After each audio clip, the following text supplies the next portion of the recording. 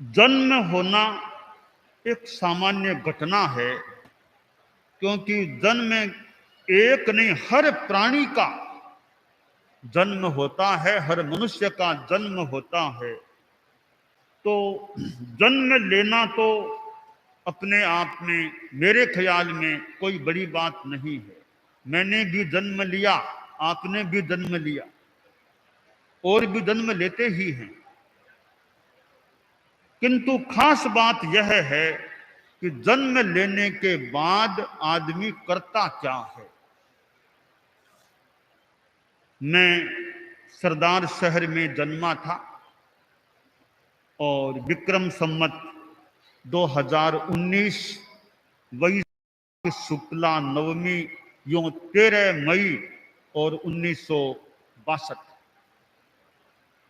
सरदार शहर के दुगड़ परिवार में, दुगड़ में भी मेहरी वाला दुगड़ परिवार में, और उसमें भी हुकमचंद झुमरमल दुगड़ मेहरी वाला परिवार में मुझे जन्म प्राप्त हुआ। मेरी संसार पक्षीया माँ, संसार पक्षीय दृष्टि से पूजनीया माँ नेमाबाई, और मेरे संसार पक्षीय पूजनीय पिताजी श्री झुमरमल जी दुगड़, उनका साया मिला। परंतु नियति का योग है, संसार पक्षीय पिताश्री का साया लंबे काल तक प्राप्त नहीं हुआ। मैं लगभग 7 वर्षों की उम्र का बच्चा था, तब ही पिताश्री का साया मेरे सिर से उठ गया था। माताजी थी, और वैसे हम 6 भाई, प्रगट रूप में 6 भाई, जन्म तो और भी हुआ था, प्रगट रूप में 6 भाई थे। तो एक पिता के चले जाने के बाद तो सबसे बड़े भाई हों, उनका एक तरह से वो साया माना जा सकता है। तो हम 6 भाइयों में सबसे बड़े श्री सुजानमल जी दुगड़ तो कार्यक्रम में आए भी थे, उपस्थित भी अब चले गए होंगे, आए थे। तो वे सबसे बड़े भाई थे, और बड़े भाई तो थे ही थे, यानी उनका एक बेटा उम्र में मेरे से बड़ा था। उनका एक बेटा उम्र में मेरे से भी, यानी मैं कितना छोटा था उनके सामने उम्र में। तो वे हमारे सर्वज्येष्ठ भ्राता रहे थे, और भी हमारे भाई लोग रहे हैं।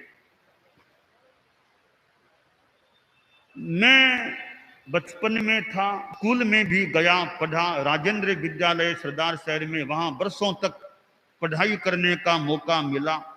और स्कूल में भी मुझे मॉनिटर के रूप में भी सेवा देने का, अपनी कक्षा में मॉनिटर, कभी कक्षा प्रतिनिधि के रूप में भी मुझे मौका दिया गया सेवा देने का। यूं अध्ययन का क्रम थोड़ा ही चला। 6ठी क्लास में था, अर्धवार्षिक परीक्षा हो गई, फिर मुझे तो साधु बनना था। मैंने बीच में ही 6ठी क्लास को अर्धवार्षिक परीक्षा के बाद छोड़ दिया था, और फिर मेरे मन में वैराग्य भाव जागृत हुआ। साधुओं का, साधियों का मौका मिलता गया। संसार पक्षीय माँ का भी योग था साधु साधियों के पास ले जाने में आश्रय। और श्रद्धेय मुनि श्री सुमेरमल जी स्वामी लाडनू के द्वारा दीक्षा संपन्न हुई, और मुनि श्री उदित कुमार जी मेरे साथ में दीक्षित हुए थे। दीक्षित होने के बाद कुछ अध्ययन का भी प्रयास किया, और बाद में परम पूज्य गुरुदेव तुलसी के पास मुझे रहने का कई वर्षों तक मौका मिला। बीच बीच में कभी न्यारा में, ऐसे गुरुकुलवास में रहने का भी काफी मौका मिला। फिर युवाचार्य महाप्रज्ञ जी, फिर आचार्य महाप्रज्ञ, उनके पास भी निकटता से रहने का मौका मिला। और परम पूज्य आचार्य तुलसी, परम पूज्य गुरुदेव श्री का बहुत वात्सल्य, बहुत कृपा प्राप्त हुई। उनका दिशा निर्देश भी मिलता, पथ दर्शन भी मिलता, अनुशासन भी मिलता। और आचार्य श्री महाप्रज्ञ जी युवाचार्य के रूप में थे, पहले मुनि के रूप में थे, उनका भी वात्सल्य, निकटता मिलती गई, बाद में बढ़ती गई। गुरुओं ने मुझे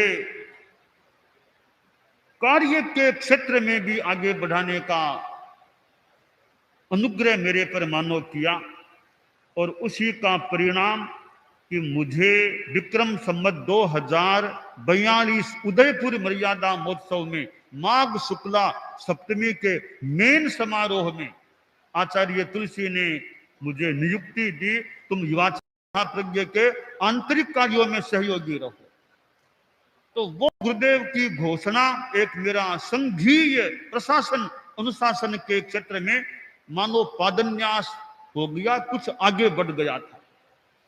कुछ वर्ष बीते और आचार्य तुलसी ने ही यह घोषणा की, अब तुमको महाश्रमण के पद पर स्थापित कर रहे हैं। जैन विश्व भारती लाडनू में योगक्षेम वर्ष में विक्रम संवत 2046 की भाद्रव शुक्ला नवमी गुरुदेव का पट्टोत्सव था। उस दिन मुझे महाश्रमण पद पर गुरुदेव तुलसी ने नियुक्त किया था, साध्वी प्रमुखा जी को।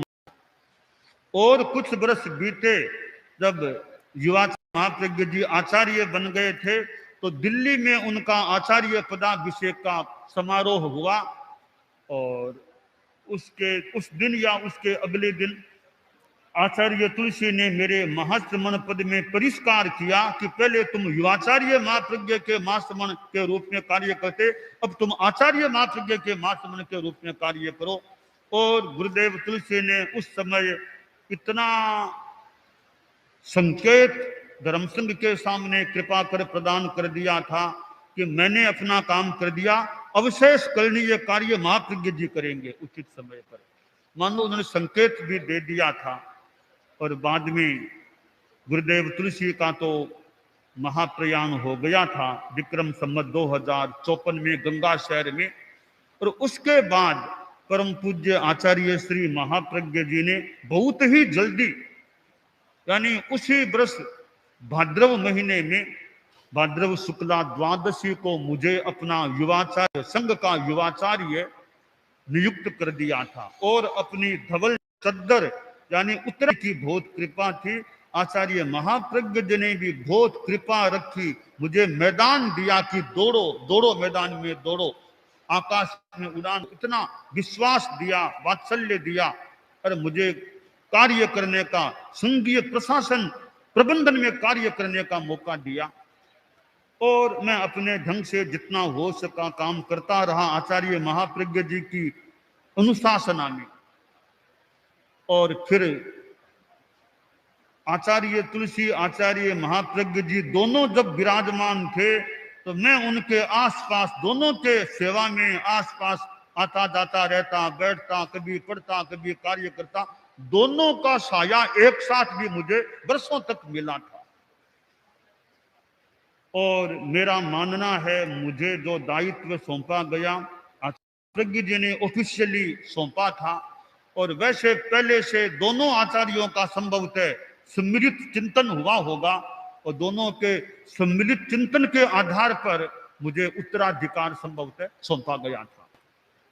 बाद में जब आचार्य महाप्रज्ञ जी का यही सरदार शहर में यह वैशाख कृष्णा एकादशी विक्रम संवत 2067 यानी 9 मई 2010 को महाप्रयाण हो गया था। और उसके बाद जो पूर्व घोषणा के अनुसार मेरे पर वैसे संपूर्ण दायित्व संघ का आ गया था। फिर औपचारिक रूप में इसी परिसर के आसपास के इसी मैदान में आचार्य पदाभिषेक का कार्यक्रम धर्म संघ द्वारा इसी सरदार शहर में आयोजित किया गया था। और जो आचार्य गुरुदेव का निर्णय था, आचार्य महाप्रज्ञ जी द्वारा जो मुझे भावी दायित्व सौंपा गया था, यानी युवाचार्य बनाया गया था, वो युवाचार्य बनाने का मतलब बाद के आचार्य, तो उस प्रत्यक्ष साया उठ गया। गुरुदेव तुलसी पहले ही पधार गए थे तो हमारा काम चलता था। मैंने बाद में मुनि श्री सुनिर्मल जी स्वामी लाडनो को मंत्री मुनि के रूप में प्रतिष्ठित किया था राजल देसर मर्यादा महोत्सव में, उनको वो मैंने स्थान दिया था। उधर हमारे साध्वी प्रमुखा कनक प्रभा जी जो गुरुदेव तुलसी के समय से कार्य करती आ रही थी, वो साध्वी प्रमुखा थी, तो उनसे भी मेरा संपर्क रहता व्यवस्था के संदर्भ में। और बड़ा उनका एक अच्छा निकटता का संबंध रहा, बड़ा सहयोग उनका रहता, बड़ा वो वैसे ध्यान भी रखती मेरे स्वास्थ्य का, और वैसे कभी फरमाती रहती आप इतनी देरी कर देते हो, इतना करते हो, स्वास्थ्य का ध्यान रखती हैं, वैसे कभी कभी फरमाती भी थी। तो परंतु योग संयोग उनका भी महाप्रयाण हो गया। दिल्ली में कुछ महीनों पहले साध्वी प्रमुखा कनक प्रभा जी, उन्होंने ये परिषद द्विज युग प्रदान की बात की थी और दिल्ली में उनका महाप्रयाण भी हो गया। तो मेरा ये 60 वर्षों का जीवन जो बीता है वो अनेक रूपों में बीता है। उस स्टेप बाय स्टेप थोड़ा आगे पदोन्नति भी होती गई है। आदमी को ये पद तो मिले न मिले कोई बड़ी बात मेरी दृष्टि में नहीं है। पद मिले न मिले, आप लोगों को पैसा ज्यादा मिले न मिले कोई बड़ी बात नहीं, मान सम्मान मिले न मिले कोई खास बात नहीं, परंतु आत्म कल्याण का मार्ग प्रशस्त होता रहे, आत्म शुद्धि का मार्ग प्रशस्त होता रहे, अध्यात्म की दिशा में आगे बढ़ते रहें, हो सके वो पवित्र आध्यात्मिक धार्मिक सेवा करते रहें, यह महत्वपूर्ण बात है। पद तो ठीक है, मिल जाए नहीं भी मिले, ज्यादा महत्व की बात नहीं, कार्य आदमी अच्छा करता रहे। तो आदमी को जीवन में अपना कुछ आदर्श रखना चाहिए, अच्छा जीवन जिए। वो भी पधार गए।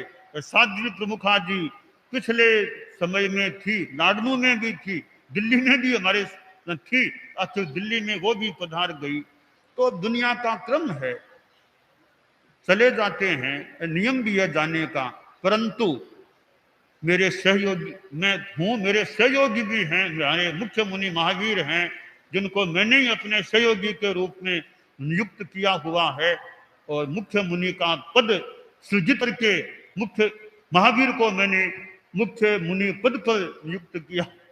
यानी एक मेरे सहयोगी प्रबंधन प्रशासन, मेरे एक तरह से यो मानो एक सचिव के रूप में प्रशासन प्रबंधन के कार्य में लिखना हो, भाषा लिखनी हो, निर्देश मैं बोल देता हूँ ये लिख, या प्रशासनिक प्रबंधन के कार्यों में मैंने मुख्य मुनि को एक तरह से मैं अपने सचिव के रूप में रखता हूँ, ये सचिव के रूप में है। तो ये मेरे पास सहयोगी हैं ही, और इधर हमारे मुख्य नियोजिका जी हैं, वो हमारे सहयोगी हैं। पहले तो साध्वी प्रमुखा जी थी, अब तो वो भी नहीं रही है, तो मैंने तो वर्तमान में संप्रति नए निर्देश मुख्य नियोजिका जी को ये साध्वी समुदाय की न्यारांकिक, भेड़ांकिक, गुरुकुलवास, वैज्ञान, वो साध्वियों की देखभाल व्यवस्था का कार्य है, आज्ञा आलोचना व्यवस्था आदि आदि जो कार्य होते हैं वो मैंने दिल्ली में ही साध्वी प्रमुखा जी के डेथ महाप्रयाण हो जाने के कुछ दिनों बाद में दिल्ली एक साध्वियों की गोष्ठी बुला करके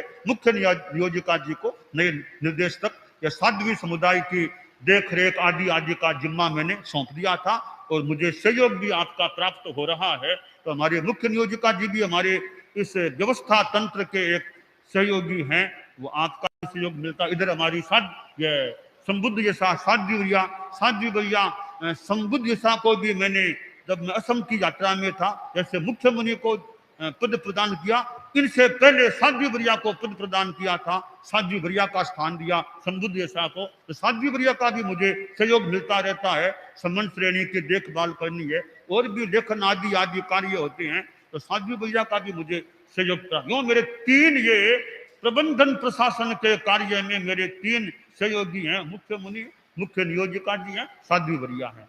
और भी हमारे धर्म संघ में बहुश्रुत परिषद भी है, मैंने ही वो उन नामों की नियुक्तियां की है। अभी हमारे आगम मनीषी मुनिश्री महेंद्र कुमार जी स्वामी, वे इस बहुश्रुत परिषद के संयोजक हैं। तो मुनिश्री अभी वैसे मुंबई में प्रवास करते हैं, तो वो हमारे इस बहुश्रुत परिषद जो साधु साधियों की है उसके संयोजक वे हैं। और सदस्यों में तीन तो ये हैं ही हमारे जिनका नाम मैंने लिया कदाचित, और शासन गौरव साध्वी राजीमती जी और शासन गौरव साध्वी कनक श्री जी लाडनू, ये भी बहुश्रुत परिषद के, यानी कुल 6 वर्तमान में 6 मेंबर्स हैं, और संयोजक मुनिश्री महेंद्र कुमार जी स्वामी हैं। तो यानी यूं हमारा एक तंत्र है। और हमारे श्रावक समाज में भी कल्याण परिषद नाम से जो अभी जो लोग खड़े भी हुए थे, उनमें उसमें विकास परिषद भी है। और विकास परिषद में हमारे श्री मांगीलाल जी सेठिया जो दिल्ली सुजानगढ़ के हैं, वो संयोजक हैं। इधर बने चंद जी मालू हैं, श्री बुद्धमल जी दुग्गड़ हैं, श्री पदम चंद जी पटावरी, ये उसके सदस्य हो, 4 सदस्य कुल अभी हैं। तो यूं हमारा तंत्र है और अनेक संस्थाएं हैं। तो आज यह 60 वर्षों की संपन्नता का प्रसंग और साथ में यह युग प्रधान पद का भी प्रसंग जोड़ा गया। साध्वी प्रमुखा जी की जो मांग या उन्होंने मांग रखी थी, वो मांग उनकी मैंने उनकी बात को मैंने सम्मान दे दिया। और वो तो प्रतीक मान लें, धर्म संघ की ओर से अनुरोध उसको मैंने स्वीकार किया था। तो उसकी एक औपचारिक जो क्रियान्विति है वो आज संपन्न हुई है।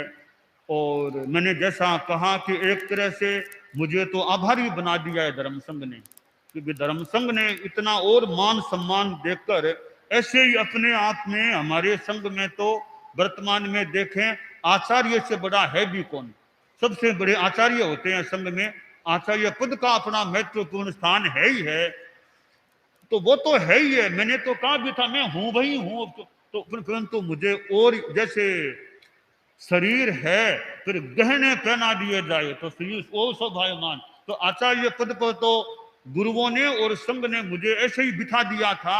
अब यह युग प्रधान आचार्य का दे करके मानो मेरे आचार्य पद के साथ में युग प्रधान जोड़ करके कोई बहुत बड़ा आभूषण ये है ना, जिसे हार है, हार मान लो, कुछ भी मान लो, ये हार और यह उत्तरीय मुझे पहना दिए गए हैं। रजोहरण तो यूं भी दिया जाता है, आज भी दे दिया गया है, क्रमावली भी दी गई है। तो यह तो ठीक है। यह युग प्रधान पद के रूप में जो एक और मान सम्मान कह दें, अंकन कह दें, कुछ भी कह दें, अभिव्यक्ति कह दें, एक विनय की सम्मान की, वो जो धर्म संघ ने आज की है, जैसा कि गुरुदेव तुलसी को भी धर्म संघ ने प्रदान किया, फिर मेरी अगुवाई में आचार्य महाप्रज्ञ जी को हमने युग प्रधान पद पर प्रतिष्ठित किया था। तो मुझे भी धर्म संघ ने यह युग प्रधान पद से अभिषिक्त किया है। तो धर्म संघ का कृतज्ञता तो क्या ज्ञापन करें, धर्म संघ हमारा ही है, कृतज्ञता तो छोटी बात हो सकती है। तो धर्म संघ ने जो मेरे लिए इतना बड़ा सम्मान दिया है, मैं धर्म संघ के प्रति मुझे चतुर्विध धर्म संघ को बख्शीश कराने की कृपा कराएं। ये पवित्र दिन है। साधु साध्वियां तो धर्म संघ के प्रति मेरी मंगल कामना, हम सभी अपनी साधना में, सेवा में, अच्छे कार्यों में आगे बढ़ते रहें और हमारा धर्म संघ सेवा करता रहे, अच्छी साधना करता रहे और दूसरों, खुद के सदस्यों की सेवा करें, दूसरों की भी जितनी आध्यात्मिक धार्मिक सेवा कर सकें वह हम सेवा करने का प्रयास भी करते रहें। तो यह आज का जन्म दिवस और षष्ठी पूर्ति और 7वें दशक में प्रवेश का प्रसंग, उसके साथ यह इस दिन को भी महिमा मंडित कर दिया गया युग प्रधान पदाभिषेक कार्यक्रम को साथ में जोड़ करके। तो ये बख्शीश आदि तो हालांकि मैं बहुत छोटी बात ही मानता हूँ बख्शीश को, तो फिर भी सामान्य रीति परंपरा चलती भी है। तो हमारे साधु साधियों को 4 महीनों के लिए औषधि आदि की दिग्गज यचा संबंधी लगान इन सब से सह सम्मान मुक्त किया जा रहा है 4 महीनों के लिए। और बाकी समनिया तो स्वाध्याय करें, कोई अच्छे गाथा सूत्र आदि का स्वाध्याय करें, श्रावक श्राविकाएं भी कोई उत्तराध्ययन जैसे आगम का हिंदी अनुवाद टिप्पण आदि पढ़ने के रूप में स्वाध्याय कर सकते हैं। तो मैं पुनः अपने 60 जीवन का समय जो मेरा बीता है और आगे का 60 वर्षों के बाद और मैं आगे बढ़ता रहूं, मेरे ज्ञान दर्शन चारित्र की निर्मलता बढ़ती रहे और मैं धर्म शासन की और दूसरों की भी जितने हो सके सेवा करता रहूं और मेरा स्वास्थ्य भी बहुत अच्छा बना रहे, यह भी अपने लिए भावना करता हूं। स्वास्थ्य की अनुकूलता लंबे काल तक बनी रहे और मैं अच्छी सेवा, अच्छा परिश्रम करता रहूं। तो परम पूज्य गुरुदेव तुलसी आचार्य महाप्रज्ञ जी और हमारे प्रथम गुरु आचार्य भिक्षु, यो भगवान महावीर आदि हमारे तीर्थंकर, तो उनका से जुड़ा हुआ यह हमारा साधना क्रम। और आचार्य भिक्षु हमारे प्रथम गुरु बाबा भिक्षु, ओम भिक्षु, जय भिक्षु, हमारे भिक्षु स्वामी, और उनकी उत्तरवर्ती संपूर्ण आचार्य परंपरा, और उसमें मैं जिनके चरणों के उपपात में रहा, आचार्य तुलसी, आचार्य महाप्रज्ञ जी, मैं दोनों यानी सभी गुरुओं का स्मरण करता हूं, और उनका जो भी उचित हो पथ दर्शन प्रेरणा मुझे प्राप्त होता रहे। सरदार शहर में हमारा यह कार्यक्रम हुआ और कुछ चिंतन पूर्वक किया गया था कि सरदार शहर में यह आयोजन किया जाए, तो मैं पुनः शासन माता साध्वी प्रमुखा जी का स्मरण करता हूं कि उनकी वाणी के द्वारा जो यह युग प्रदान का बात का निर्णय हुआ था, और उनके मन की अपनी भावना भी रही होगी कैसे प्रोग्राम होना, क्या होना, परंतु वे नहीं रहे। पर धर्म संघ ने काफी अच्छे ढंग से अपना प्रोग्राम बनाने का और क्रियान्वित करने का प्रयास किया है, क्योंकि हमारे इतने मुख्य मुनि हैं, फिर और संत भी हैं, इधर मुख्य नियोजिका जी, साध्वी भैया, साधु साधियां समनिया, और हमारे श्रावक श्राविका समाज भी है। तो इतना ये अच्छा एक अपने ढंग का साध्वी प्रमुखा जी ने, पर संभवतः उनकी जैसी भावना रही होगी, मानो कि उसके अनुरूप करने का मानो प्रयास किया गया है। तो मैं पुनः आज के इस अपने सप्तम दशक में प्रवेश और युग प्रधान पदाभिषेक के मौके पर मैं अपने धर्म संघ के प्रति बहुत मंगल भावना व्यक्त करता हूं कि जो ये मुझे एक प्रकार का दायित्व मान लें, सम्मान मान लें, या कार्य के की मूल्यांकन की अभिव्यक्ति मान लें, जो किया गया है वो अपने आप में एक मेरे लिए महत्वपूर्ण है, क्योंकि आचार्य पद मिलना भी बहुत बड़ी बात है। युग प्रधान आचार्य तो और भी आगे की बात होती है, तो वो स्थान धर्म संघ ने मुझे दिया है, उसके लिए मैं धर्म संघ के प्रति रिटर्न गिफ्ट के रूप में आध्यात्मिक मंगल कामना व्यक्त करता हूं। और यह जो काव्यांजलि रूप जो यह ग्रंथ आया है, तो इसमें भी कितना श्रम किया गया होगा, तब छपा हुआ नहीं है, हस्तलिखित रूप में यह ग्रंथ है, तो काव्यांजलि रूप ग्रंथ है। तो मैंने वो तो अगर पढ़ूं तो और मैं इस बारे में कुछ बता सकूं, अभी तो विशेष मतलब पढ़ाई नहीं है, तो लगभग पढ़ाई नहीं है, फिर भी यह जो काव्यांजलि, जैसे अभिनंदन पत्र को मैंने स्वीकार किया है, यह वृद्धापनार, यह पदाभिषेक का जो पत्र, इनको स्वीकार किया है, इसी प्रकार मैं काव्यांजलि को भी स्वीकार करता हूं। और एक भावांजलि ग्रंथ है, साध्वी प्रमुखा शासन माता कनक प्रभा जी की गुरुदेव के प्रति जो भी कविताएं आदि हैं, उनका एक पूरा संकलन मुख्य नियोजिका जी और साध्वी वर्य जी परम पूज्य श्री को प्रेरित कर रहे हैं। यहाँ तुम शादी दो, यहाँ इनको दे दो।